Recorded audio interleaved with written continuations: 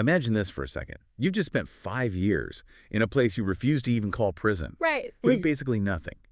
But you are driven by this single, desperate, just all-consuming need to see the child you've never held, the child born right after the tragedy you caused. Wow. So you drive into the town that hates you, to the house of the people raising your daughter, and, you just know that if they see you, that's it. Your last chance is gone forever. That intense, impossible tightrope walk you just described, that is the immediate emotional climate of the narrative we are diving into today. It really is. Our listener shared a stack of sources detailing just this heartbreaking story about grief, motherhood, a devastating moment of panic, and really the profound, slow process of earning forgiveness. And for the people who have the most justifiable reason to hate you. Exactly. The most. Exactly. So today we are unpacking the incredibly complex relationship between Kenna Rowan and Ledger Ward. It's a story about the ultimate cost of silence after a tragedy. And the terrible burden of being judged by one single mistake. Yes. And it's about how two people who are bound by their love for a dead man and a living child have to somehow navigate a path toward this unexpected, almost impossible second chance. And our mission today is really to go far beyond just a plot summary. We need to analyze the intense emotional and psychological depth of these characters. For sure. We're going to break down the specific tragedy that binds them, the secrets that drive their connection, and how the whole concept of empathy somehow manages to break through years of this entrenched resentment and, well, assumption. Yeah. This deep dive is really about the power of the truth, even when it comes 5 years too late. Okay, so let's unpack this right away, starting with the immense psychological and legal weight Kenna is carrying. She's coming back after serving 5 years for involuntary manslaughter, and this is all related to the death of her high school sweetheart, Scotty. The second she steps out of that cab, the reality of her new life just hits her with this crushing force. And that reality, it starts with language. She refuses to use the word prison. The source material says she sees it as too damn severe, too absolute. Too unforgiving. Totally unforgiving. So instead, she uses these almost clinical euphemisms, it's the facility, or when I was away. It's a coping mechanism, right? This verbal softening, an attempt to distance herself from the severity of what she did. But the sources just show us how futile that attempt really is. Because the outside world knows exactly where she's been. And it hits her first on a purely practical, financial level. She worked and saved constantly while she was away, and she managed to get, just over $2,000 together? Which is her entire nest egg. For starting a new life and for this massive fight for her daughter that's ahead of her. And almost every single cent of that is gone immediately. Instantly. On relocation, the travel, all the required deposits for her new, pretty dismal housing. And her first major financial crisis isn't some huge lawsuit or a massive debt. It's this tiny, unexpected administrative fee. The electricity company. The electricity company requires a $250 deposit before they'll even turn the power on in her name. And $250, I mean, it sounds like such a small number. It sounds like nothing to most people.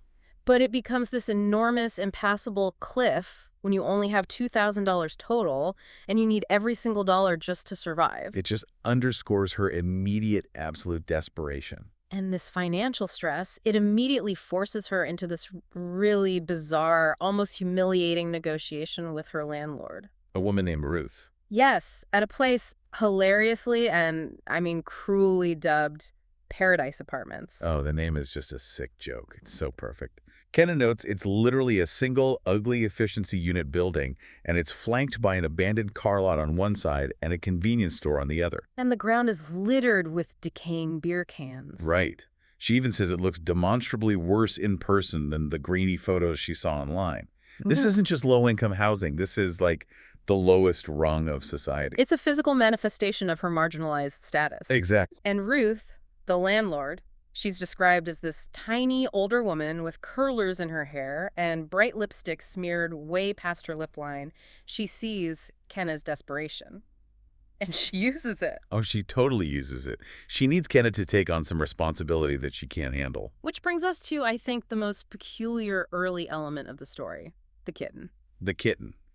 Kenna is emphatically not a cat person. She says it herself. In her mind, she doesn't have the emotional bandwidth or the financial stability to care for a houseplant, let alone a living creature. But Ruth offers her a deal she just can't refuse. She can't. Take a small black and orange kitten, who she later names Ivy and Ruth, will leave the electricity on for a full month. Which effectively negates that agonizing $250 deposit. It's a purely transactional deal, but the sources frame it as this really crucial moment for her. It's a forced responsibility, isn't it? Total. This little creature that sounds more like a cry for help than a sweet meow. It's the first living thing Kenna has had to nurture in 5 years. And she only accepted it because she was prioritizing the financial break over her own emotional readiness. It's a tiny but profound instance of self-sacrifice and this reluctant re-entry into, life. That forced reentry is compounded by the enormous psychological stigma she's facing. Kenna is hyper-aware of the double standard. For women who have done time, yeah. Yes. She knows exactly what the town is thinking when they look at her or hear about her past. Trash, whore, addict, thief. And she contrasts this so sharply with the perception of incarcerated men who, in certain circles, they often gain badges of honor. They're seen as badass or tough. But for a woman, the stigma is overwhelmingly moral. It makes reintegration exponentially harder. And this stigma immediately torpedoes her job search. She goes to, 6 places that morning? 6 places, and gets rejection or this subtle suspicion at every single one. And you have to remember, she needs a job not just for the money, but to establish stability in case she ever gets to fight for custody. She only succeeds at the 7th try, a grocery store that's 2.5 miles from the Paradise Apartments. And there she meets Amy, the shift manager, Who's hiding in the bathroom to avoid a difficult customer. It's this little moment of shared vulnerability. And Kenna just seizes the opportunity. She gets a minimum wage job as a bagger, but only by lying. Has to lie. She fabricates a whole identity. She says she's a college student registered for the next semester, and she uses the name Nicole on her application. And that lie is absolutely mandatory. She cannot risk a name tag broadcasting Kenna in the small town where Scotty's parents live. It speaks volumes about the fear she's living with every day. Of course, her core motivation isn't the grocery store job. That's not the point. Not at all. It's gaining access to Diem, her 4-year-old daughter, who's being raised by Scotty's parents, Patrick and Grace Landry.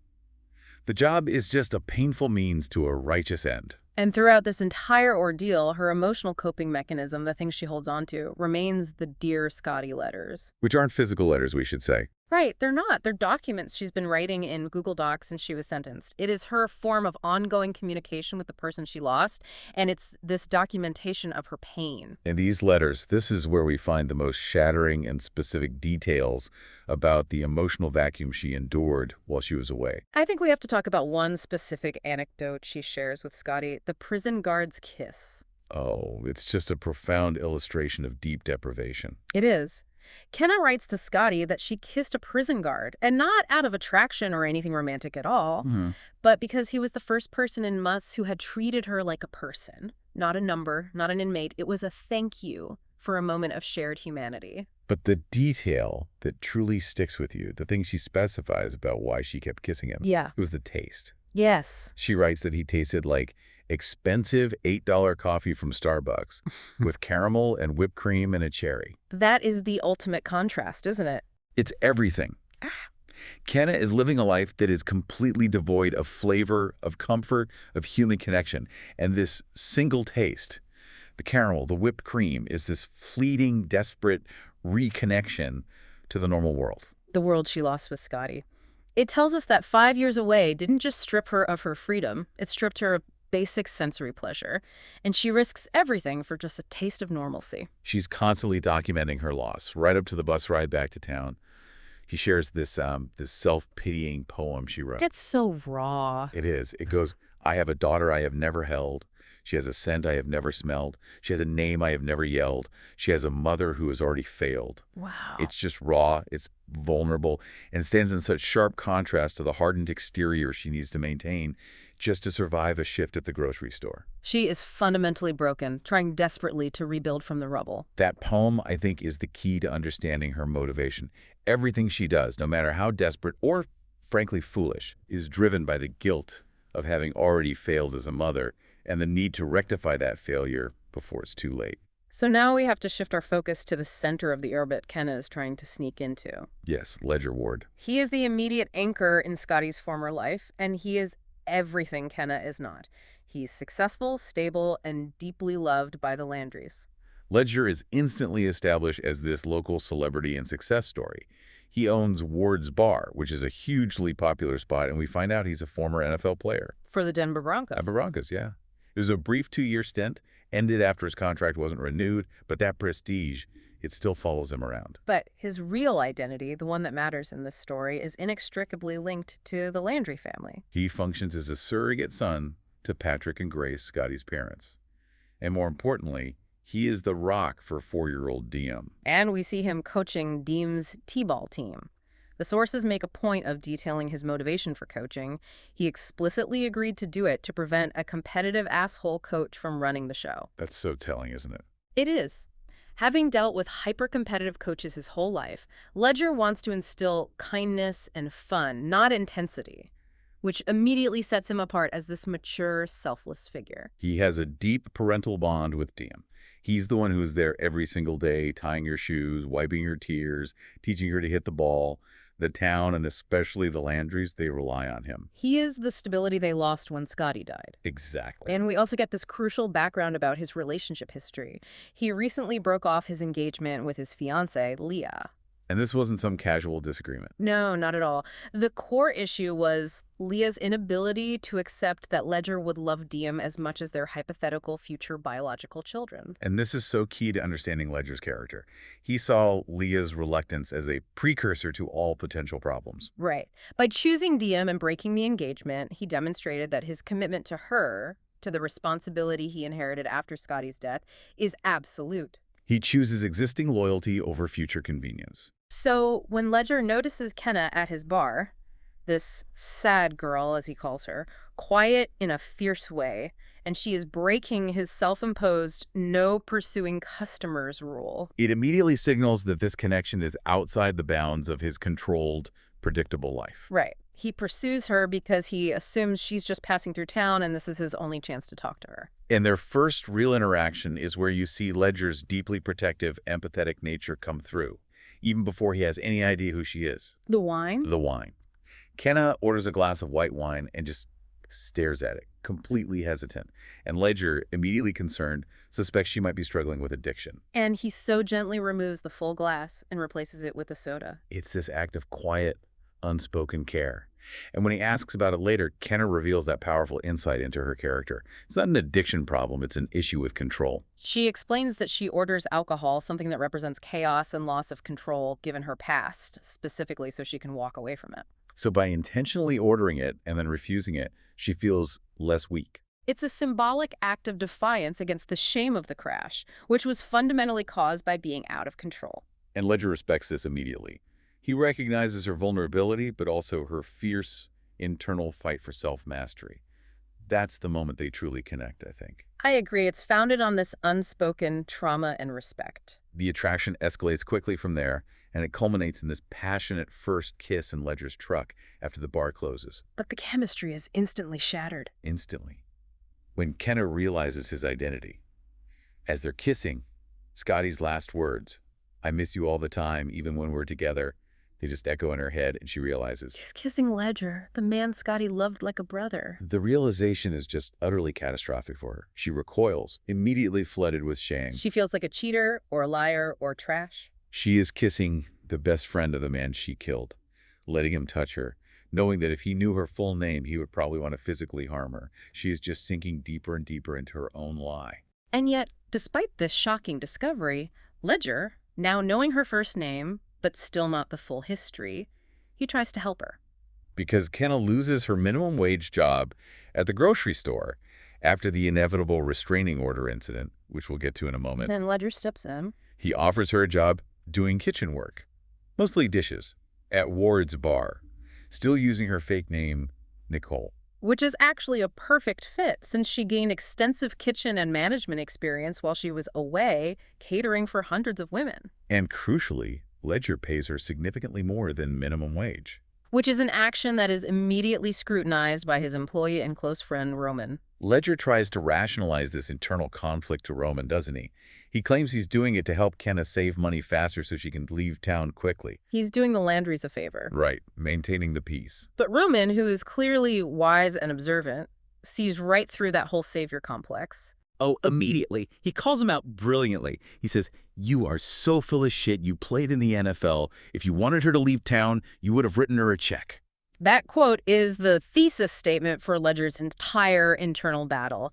He is fighting the person he knows he should hate, the woman who killed his best friend. But the attraction and the empathy are just too powerful to ignore. He can't just write her off. He needs to keep her close, even if he hasn't fully admitted to himself why yet. He's struggling between loyalty to the past, Scotty, the Landras, and this desperate pull toward the present, which is Kenna. It also shows us Ledger's subconscious need for control, I think. He couldn't control Scotty's death, but he can control Kenna's financial fate and her proximity to the Landers. He keeps her close under the guise of helping her leave, Creating this highly dangerous, secret relationship right in the middle of the town that defines his reputation. So this tension, it has to break. It's just unsustainable. Oh, yeah. And it does so catastrophically when Kenna attempts to fulfill her core mission. She came back to town to see Diem, and she just can't stand being so close, yet so far away. She decides to risk everything on a direct visit to the Landry's house. She floats across the street toward the house, preparing to knock, just driven by this raw maternal need. But Ledger, who is always alert, he spots her. He has already pieced together that Nicole from the bar is also the girl who worked at the grocery store and is now the girl hovering outside Scotty's parents' home. And he connects the final agonizing dot. Kenna, Diem's mother. His immediate reaction is pure visceral panic, which is, kind of ironic because it's the same kind of panic that defined the night Scotty died. That's a great point. He pushes her toward his own house, telling her, "Get inside before they see you." And Kenna, already so deeply ashamed, she notes that she followed him like, I have no voice. She feels totally humiliated, worrying her shirt is too stupid for a moment of this magnitude. Her entire plan to present herself as stable and reformed is immediately ruined by this hurried, fearful interaction. And that quick public sighting has the exact legal consequences she feared. Patrick and Grace, already operating from a place of intense fear and grief, immediately file a restraining order. Ledger later confirms that Grady, a T-ball dad who works in law enforcement, likely vouched for the Landrys and embellished the narrative. Suggesting she was acting erratically or dangerously close to swiping Diem? Exactly, just to ensure the order was granted immediately. And this legal barrier, it just pushes Kenna to her lowest point. Her last hope of seeing Diem legally is gone. And it's at this moment, with absolutely nothing left to lose, that Ledger pushes her. He knows they can't continue this, whatever it is, or his attempts to help her, without the full, unvarnished truth of the accident. And Kenna, just defeated and cornered, finally agrees to share the details by reading him the crucial passages from her letters to Scotty. This scene is the dramatic reckoning that the reader and Ledger have been waiting for. It finally lifts the shroud of assumption that had suffocated Kenna for 5 years. She details the night. She was driving Scotty's convertible. They had both been drinking and doing drugs, feeling invincible, utterly carefree. And then they hit a deep ditch, and the car flipped upside down. Kenna recounts her immediate reaction, and it's a horrifying combination of shock and distraction. Her panic focused on these superficial things. The broken windshield, the need for a tow truck, the fear of getting caught. Right. When she finally reached for Scotty, she realized her hand was covered in his blood. The car was crushing his shoulder and arm, but she thought his face looked peaceful, like he was sleeping. And here is the agonizing truth that the Landers and Ledger never knew. The truth Kenna carried alone for half a decade. Scotty was trapped. But he was alive. Kenna's choice in that moment of absolute hysteria and trauma was not malice, it was flight. She fled in what she describes as horror and shock and agony and confusion and terror, only thinking to run home. She didn't call 911, she just ran. The police found her the next day, hung over, covered in mud and gravel and your kind son's blood. And the ultimate devastating tragedy is the final detail she reveals. Yeah. Scotty survived for an estimated 6 hours after she left. 6 hours. He was able to wake up, unbuckle himself, and crawl several feet, presumably searching for help that never came from the person he loved. 6 hours of conscious survival, pain, and eventual lonely death. Ledger's reaction to this is seismic. He's silent at first, just processing the magnitude of that 6-hour window, the time Scotty spent alone. Then he just erupts. throws chairs across the yard. And this isn't just anger. It's a visceral release of 5 years of pain and this entrenched assumption that Kenna was selfish or indifferent. But in that violence, the critical shift occurs. He realizes Kenna's flight was driven by hysterical panic and immense trauma, not indifference. He sees that she loved Scotty fiercely and has been carrying not just the guilt of the accident, but the crushing weight of leaving him to die alone. And he also realizes, with this dawning horror, that Kenna found out she was pregnant after the sentencing. Which means she served 5 years completely alone, knowing she was carrying Scotty's child and had no way to claim her. He realizes that the Landry's anger, while totally understandable, was based on an incomplete, critical lie. Kenna's silence in court, which they took as coldness, was actually shame and agony. The tension reaches its inevitable peak shortly after this revelation. Ledger, now fully committed to Kenna, spends the night at her apartment. And the next morning, Patrick sees Ledger's truck parked outside the Paradise Apartments, a massive betrayal, and even worse, he spots Diem's car seat inside Ledger's truck. Oh, Patrick feels utterly destroyed.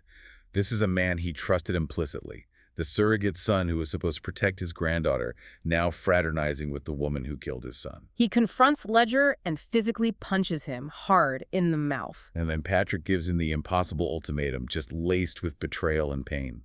You can choose that woman, or you can choose Diem. And Ledger allows Patrick to hit him again. He accepts the pain of that betrayal, and he immediately chooses Diem. But that choice isn't an abandonment of Kenna. No, not at all. It's the commitment to his chosen family. But now, armed with the truth from the letters, he realizes that choosing Diem means fighting for the life Scotty would have wanted for her, and that life includes her mother. So his choice to fight for Kenna becomes an act of loyalty to Scotty's future, not just Ledger's own desire. So with the full truth finally exposed, Ledger completely transforms his role. He goes from being Kenna's reluctant keeper to her dedicated, full-time advocate. He knows he has to dismantle the Landry's grief and 5 years of resentment, piece by emotional piece. And he begins by giving Kenna something small, but just so profound, a shared glimpse of Diem. Because of the restraining order, she can't be near her, so Ledger shows her a video on his phone of Diem's dance recital. And Kenna watches, and it's a typical 4-year-old dance recital. It's terrible, in the best way. Haha, right. Diem is horrible at the dance, and she tells Ledger later she wants to quit for the thing with the swords, fencing. Kenna reacts with this intense, raw emotion of a mother seeing her child for the very first time. Ledger describes this sight as witnessing Kenna become a mother right in front of his eyes. It just solidifies his commitment. And he tells her he wants the world for her. He says she would be lucky to have a woman like you in her life. You're selfless and you're kind and you're strong. Which is so critical. He doesn't compliment her looks. He compliments her character. Yes. Recognizing the immense strength required to fight the shame and return for her daughter. But the real hurdle is still the Landras. Ledger realizes only Kenna's own words, the words of pain and shame she kept secret, can break through Grace's fortress of anger. So he strategically hands Grace the Dear Scotty letter, the one containing the critical details of that night, Kenna's subsequent trauma, and the revelation that she was pregnant when she was sentenced. This letter functions as the emotional key, just unlocking Grace's 5 years of entrenched resentment.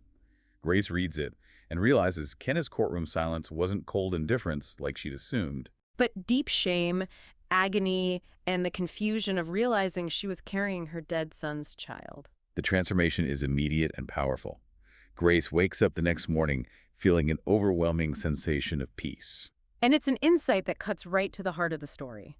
It was easier for 5 years to live with someone to blame, but understanding Kenna's trauma, sharing that burden, finally brought true healing peace. Grace acts on this immediately. She performs this truly monumental gesture.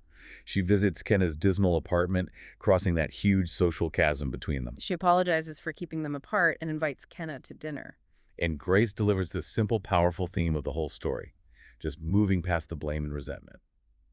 She says, we go forward, that's it, it's that simple. The cycle of judgment is broken, replaced by hard-won empathy. This all culminates on Mother's Day. Ledger, realizing he completely forgot the holiday because of all the chaos, rushes to Kenna's apartment with flowers.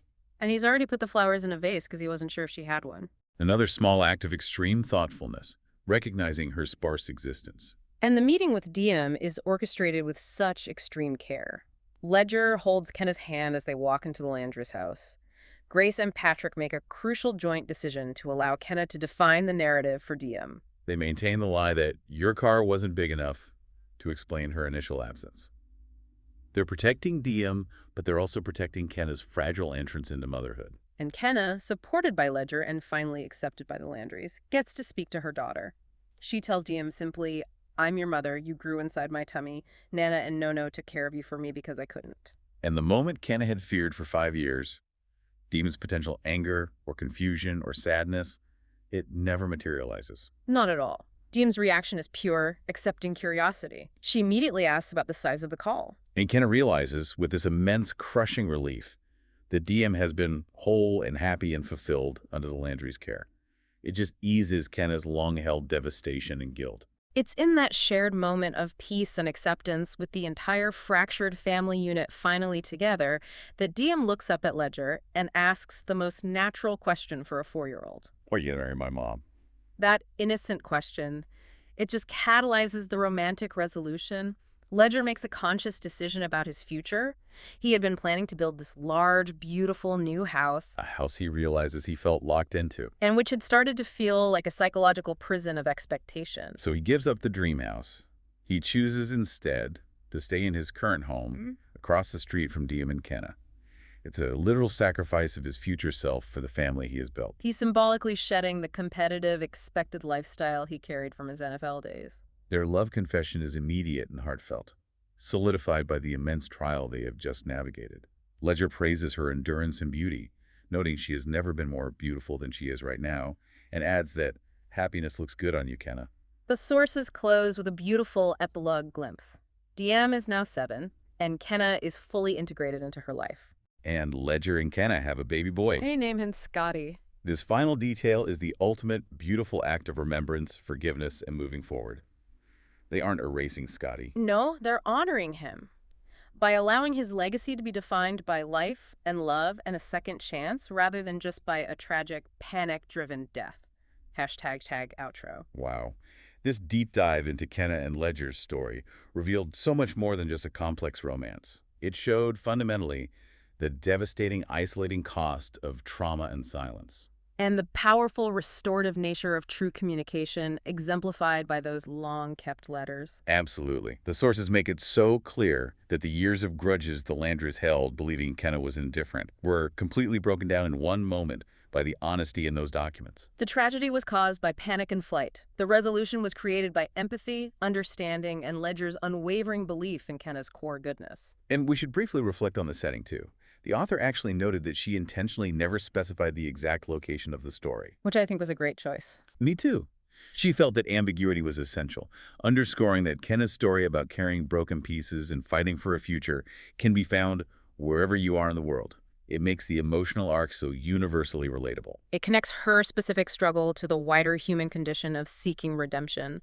But as we wrap up, let's go back to Ledger's mother, Robin. When she finally met Kenna and offered acceptance, she said, "I'm your mother, and if you see something special in her, then I know there must be something special in her." That brings up a fascinating idea we could call secondhand trust. Ledger was so fiercely committed to Kenna's goodness, despite her past, that he was able to transfer that trust to his parents, making their forgiveness possible. The Landrys, too, ultimately forgave Kenna because they trusted Ledger's judgment even after his initial betrayal. So consider this. How much does our own ability to forgive or accept or open up to someone with a complicated past rely on the trusted people in our lives vouching for them? Right. Do you have people in your life? A Ledger, a Robin whose deep trust you rely on to guide your feelings about someone new, someone who might seem like a bad decision on paper? That ability to trust the judgment of a loved one can often be the single greatest accelerant to breaking down years of prejudice and building that necessary bridge toward forgiveness. It means sometimes the hardest step isn't trusting the person asking for forgiveness, but trusting the person vouching for them. A powerful thought to carry forward as we think about moving past our own entrenched beliefs. That was the deep dive.